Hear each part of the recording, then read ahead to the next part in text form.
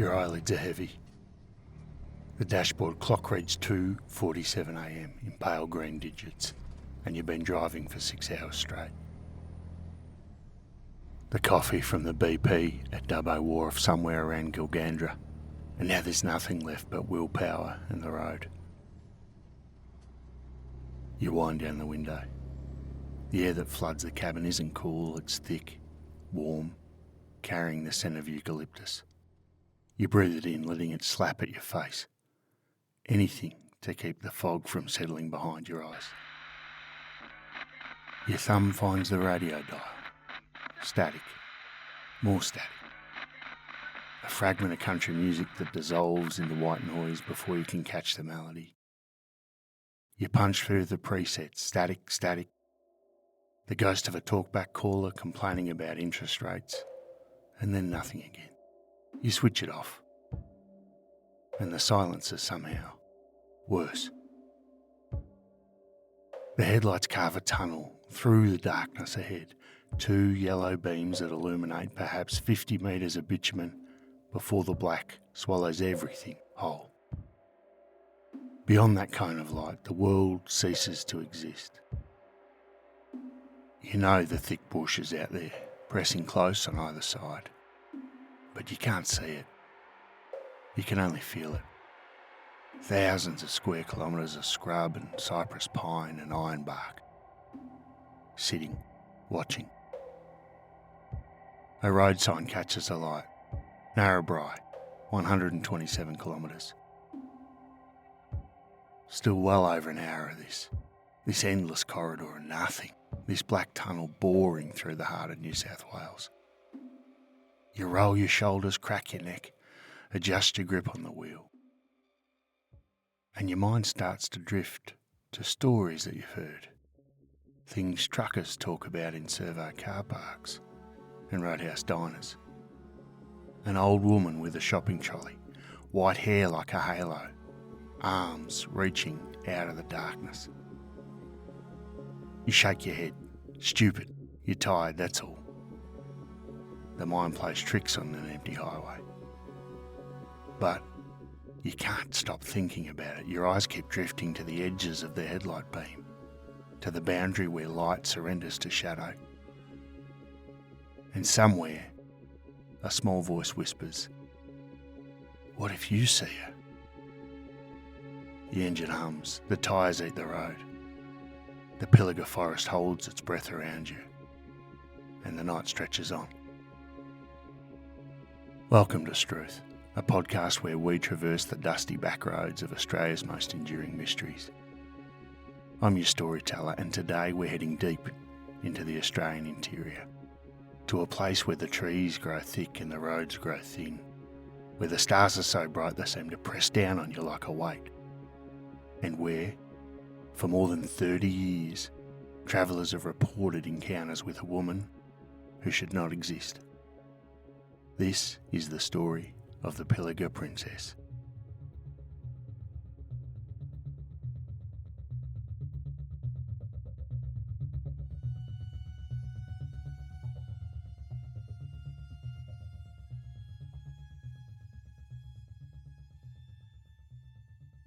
Her real name was Clare Wibson. She was homeless, eccentric, a familiar figure to truckers who travelled the Newell Highway through the Pilliga Forests in northern New South Wales. For years they'd pass her on the road. Grey-haired woman in a fishing hat and an old army coat, pushing a shopping trolley filled with all of her worldly possessions. Walking day and night through some of the most isolated country on the continent. And then, on March the 20th, 1993, Clare Wibson was struck and killed by a truck on that same highway. The circumstances of her death were haunting enough, but what happened afterwards defies easy explanation. Since that fateful night in 1993, hundreds of travellers have reported seeing an elderly woman with white hair and a shopping trolley walking the Newell Highway through Pilliga Forest.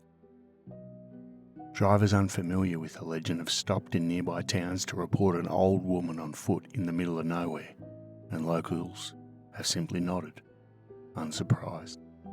Some witnesses describe hitting a trolley on the road, only to find no damage and no wreckage, and others speak of a figure that appears in the headlights, arms outstretched, before vanishing into nothing.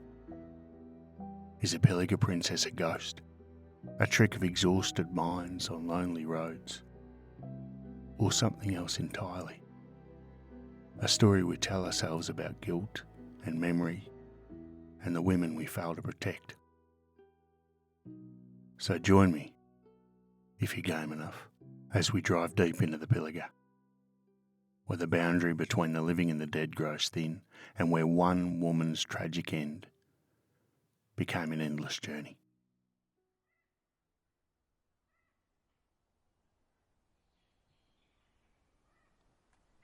Imagine a patch of bush the size of a small European country. More than 5,000 square kilometres of semi-arid woodland sprawling across the northwestern slopes of New South Wales. The Pilliga scrub, as locals call it, is the largest continuous native forest remaining on the western plains of the state. From above, it's a dark green smear on the map, a vast interruption in the golden brown patchwork of farmland and grazing country. But from ground level, it's something else entirely. The Newell Highway, Route 39, cuts through its wilderness like a surgical incision. Built in the 1960s as a greenfields road, meaning it carved a new path rather than following existing tracks, the highway runs ruler straight in places, curves gently in others, rising and falling with the subtle undulations of the terrain. For approximately 120 kilometres between Narrabri to the north and Coonabarabran to the south, the road passes through the heart of the Pilliga. 120 kilometres, 75 miles. There are no rest stops in that stretch, no petrol stations, no street lights. Bugger all mobile phone coverage. Just road and bush and darkness so complete that the stars seem close enough to touch. And the wildlife out there, God, the wildlife. Kangaroos, of course, are the primary hazard. Big red bastards that materialise from the scrub with no warning, bounding across the road on powerful hind legs, confused by the glare of the headlights. A collision with a large kangaroo at highway speed can kill a person as surely as hitting another vehicle. Their eyes reflect headlights in pairs of orange-yellow dots, sometimes visible along the roadside, sometimes not visible, until they're already well and truly in your path. And there are other animals too. Wombats waddle across the road like furry boulders, low and solid and capable of tearing the undercarriage from a car. Feral pigs root through the scrub, occasionally blundering out onto the bitumen. And during the day, snakes sun themselves on that warm asphalt, reluctant to yield right away to anything. Long-haul truckers know the Pilliga is dangerous, intimately. They've developed unwritten rules for this stretch of road.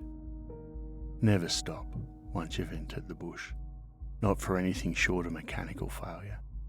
Never start the crossing with less than half a tank of fuel. And never, ever assume that you're alone out there. The Gamilaroi people, traditional owners of the land, whose country stretches across the Pilliga and beyond, have their own relationship with this place. They speak of it with respect that borders on wariness. The Pilliga is spiritually significant, yes, but also spiritually dangerous. A place where the boundary between worlds grows thin. A place where travellers should know their business and attend to it quickly. Even before Clare Wibson ever walked these roads, the Pilliga had accumulated a reputation for strangeness. Travellers reported seeing the Min lights, which we covered in an earlier episode. Those mysterious glowing orbs that dance across the outback horizon, following vehicles for kilometres before vanishing without explanation. Yowie sightings too peppered local folklore, tales of ape-like creatures glimpsed between the trees. Though skeptics attributed those to misidentified animals or overactive imaginations. Vehicles were found abandoned on the roadside with no explanation. their occupants seemingly vanished into the scrub. Into this already haunted landscape came a woman who would become a legend.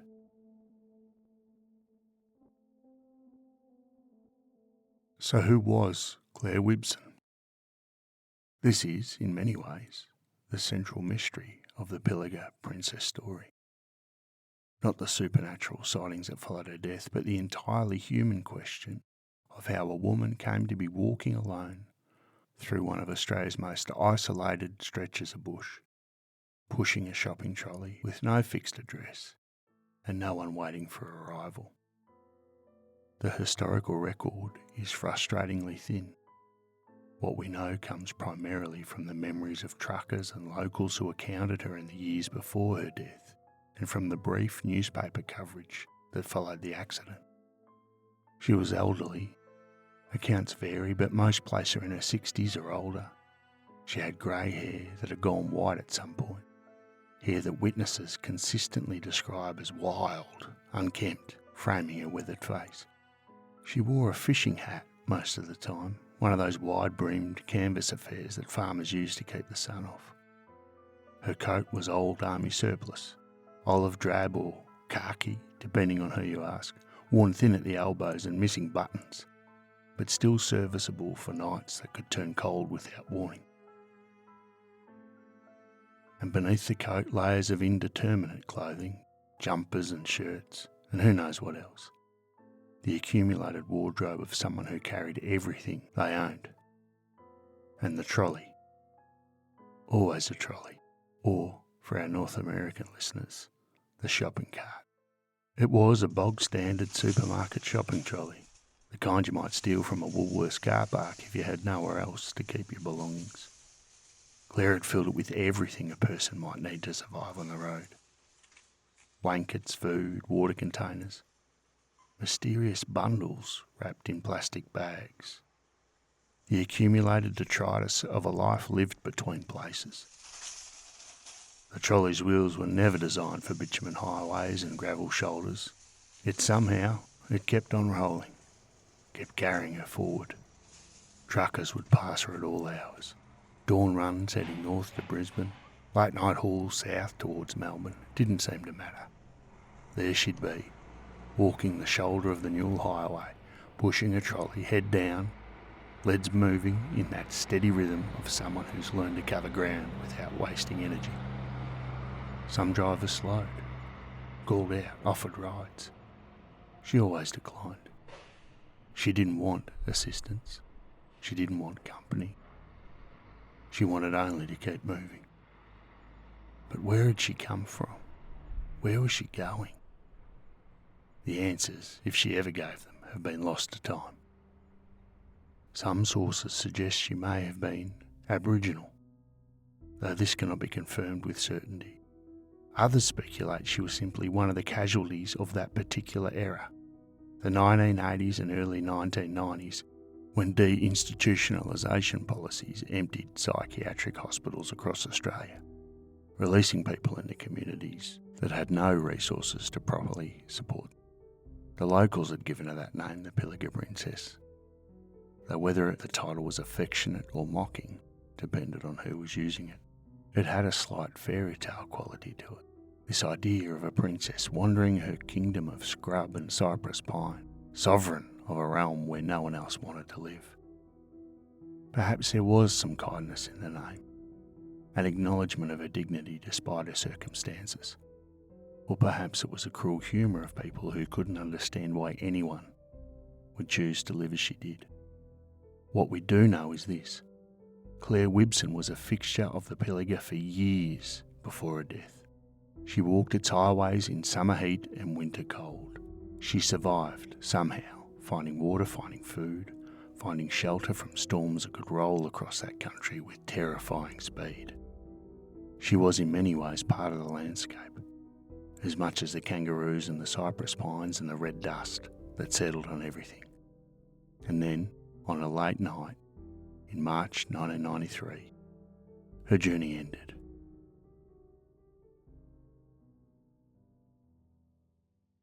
March 20 was a Saturday, Nothing in the historical record suggests it was anything other than an ordinary day in that part of the world. The sun rose over the Pilliga at its appointed hour, tracked across the pale blue sky and set in a blaze of orange and pink that no one photographed or particularly remarked upon. Darkness fell with an abruptness characteristic of inland Australia, the twilight lasting mere minutes before the stars emerged in their billions. The truck driver, whose name has been kept from public record, was heading south on the Newell Highway. He'd driven this route countless times before. He knew its rhythms, its hazards, its particular dangers after dark. His headlights cut through the blackness ahead, illuminating the white lines, the shoulder, the wall of scrub on either side. He knew about Clare Wibson. Most truckers who worked this route did. He had probably passed her before, noted her shuffling progress along the shoulder, maybe even raised a hand in greeting or simply kept his eyes forward and his foot steady on the accelerator. She was a fact of the road, nothing more. What happened next has been recorded in official statements, reported in newspapers, and passed down through the oral history of the trucking community. The driver saw her, saw the familiar figure in the fishing hat and army coat, saw the shopping trolley catching the light. But something was different this time. Instead of walking along the shoulder, as she always did, Clare was crossing the highway, and then she turned toward him. The driver's statement, as reported in the Daily Liberal and Central Western Daily, describes what followed in language that haunts anyone who reads it. She turned towards me, arms outstretched in a hugging-like gesture, and ran towards the truck. The last thing I saw was the white hair flaring out around her wild-eyed face, and the expression was one of manic glee. Manic glee. Try to hold those words in your mind. Try to reconcile them with everything we know about human behaviour, about self-preservation, about the desperate survival instinct that keeps even the most troubled among us clinging to life. Clare Wibson saw the truck bearing down on her, saw the headlights, heard the engine, felt the vibration of all those tons of metal hurtling through the darkness, and she ran toward it. Not away, toward, arms open, as if to embrace it. Clare Wibson was laid to rest in the Coonabarabran Lawn Cemetery, a modest facility on the outskirts of the town at the southern end of the Pilliga stretch.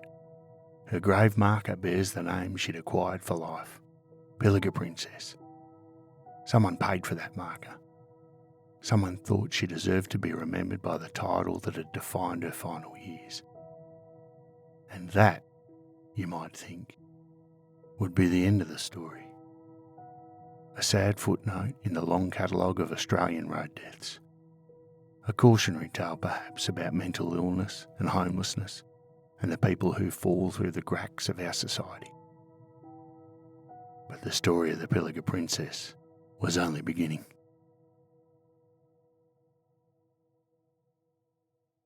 The first reports came within months of Clare Wibson's death. Truckers pulling into roadhouses at Narrabri and Coonabarabran, their faces pale in the fluorescent light, their hands not quite steady as they wrapped them around coffee mugs. Stories told in low voices to other drivers, to servo attendants, to anyone who would listen without laughing. They'd seen something out there in the Pilliga, something that couldn't be there. An old woman walking the highway shoulder, grey hair streaming in the wind of passing vehicles.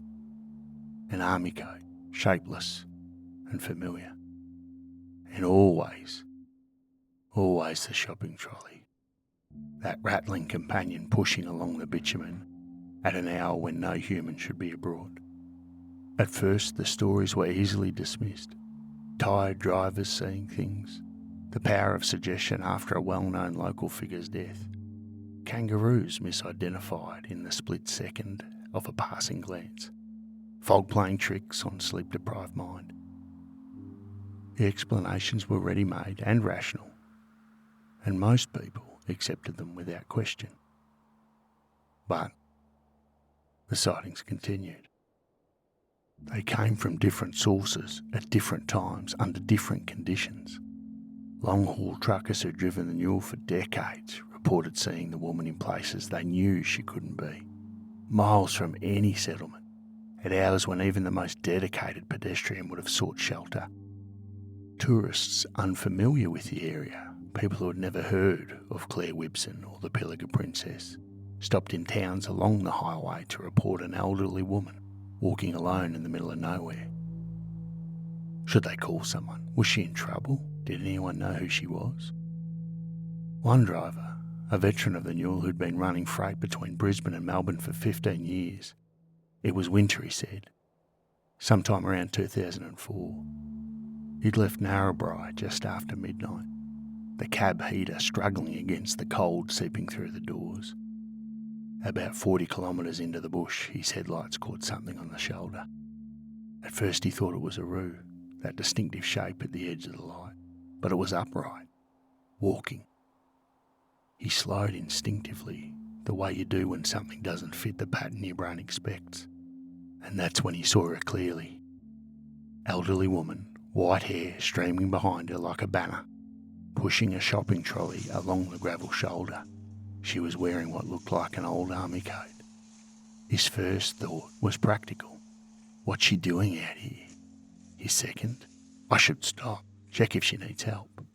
But something held him back. Call it instinct. Call it the knowledge every trucker develops about when to get involved and when to keep moving. He passed her, watching in his mirrors as she receded into darkness. At the next servo, he mentioned it to the attendant. Old woman with a trolley walking through the Pilliga at 1 a.m. Someone should probably check on her. The attendant just nodded. Yeah, mate. That's the princess. She's been walking that road a long time. The driver called the police anyway when he got to Coonabarabran, gave them the location, described what he'd seen. The officer on the other end of the line listened patiently, took down the details, and then something that made the driver's skin prickle. Sir, the woman you're describing died in 1993. For more than a decade, the story of the Pilliga Princess remained largely confined to the communities that knew her. Truckers who worked the Newell, residents of the towns that bookended the forest, the scattered farmers and station hands who made their living in that unforgiving country. It was told around campfires and in roadhouse booths, passed from driver to driver in the strange fellowship of people who understand what it means to be alone on an empty road at 3 a.m. Then in 2006, the story found a wider audience.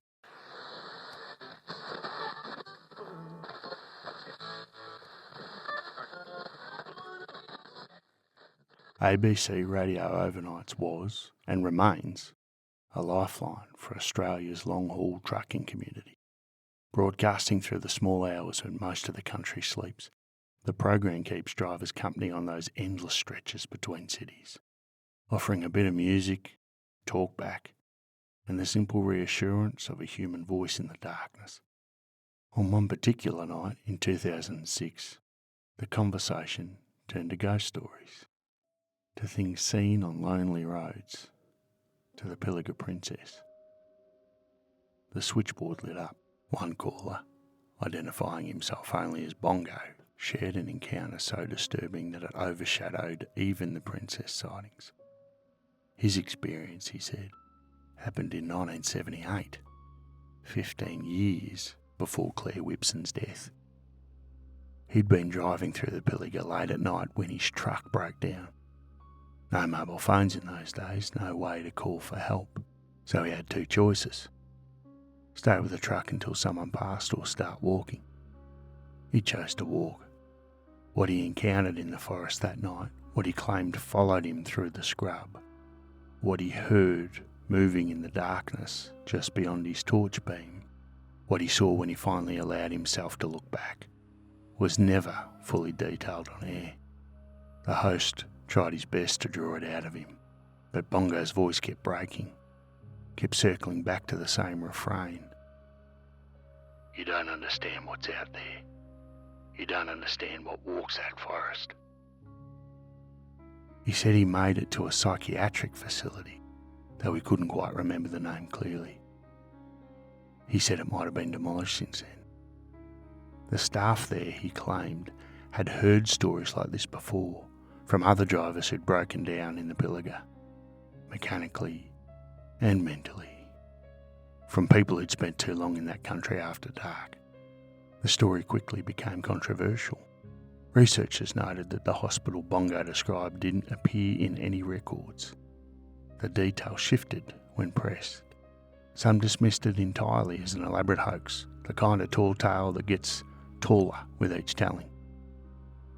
Others pointed out that trauma does strange things to memory, that perhaps Bongo had encountered something, whether supernatural or psychological, that his mind couldn't properly process or record.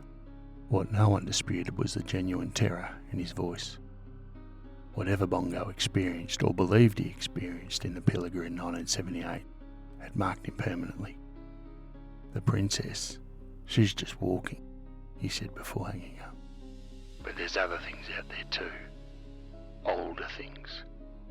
Things that were there before the road, before the trucks, before any of us. And they don't like being disturbed. But the Pilliga Princess sightings needed no embellishment. They continued on their own, independent of any single witness's credibility.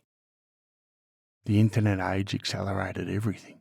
In 2012, blogs and forums began aggregating accounts, creating digital repositories where witnesses could share their experiences. The story spread from specialised trucking communities to the broader Australian public, then internationally, as paranormal enthusiasts discovered this modern ghost story emerging from the Antipodes. In 2014, filmmaker Dame Millard released There's Something in the Pilliga, a horror movie inspired by the legends that had accumulated around the forest.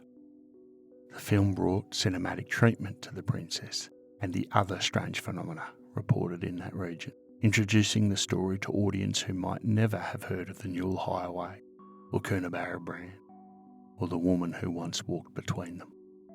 And through it all, the sightings have continued. New witnesses came forward with fresh accounts. Tourists driving the Newell for the first time reported seeing something they couldn't explain. Locals nod and shrug and say, yes, that's her. That's the princess. She's still out there. So what do we make of this? What do we know? What can be verified? Clare Wibson was real. She lived. She walked those roads. And sadly, she died on March the 20th, 1993, struck by a truck while crossing the Newell Highway. Her grave exists in the Coonabarra Brand Lawn Cemetery, marked with the title she earned in life. These are facts, documented, confirmable. What we also know is that people continue to report seeing her. Not everyone, not every night, but consistently enough that the phenomenon cannot be dismissed as isolated delusion or internet fabrication. These witnesses include long-haul truckers with decades of experience, tourists with no prior knowledge of legend, and locals who've lived their entire lives in the region. Their accounts share common elements, despite coming from different times and circumstances. And then we enter more uncertain territory. The sceptical explanations are readily available, and they deserve serious consideration. The Newell Highway through the Pilliga is a punishing drive, especially at night. The monotony of the landscape, the absolute darkness, the hypnotic effect of white lines passing beneath headlights.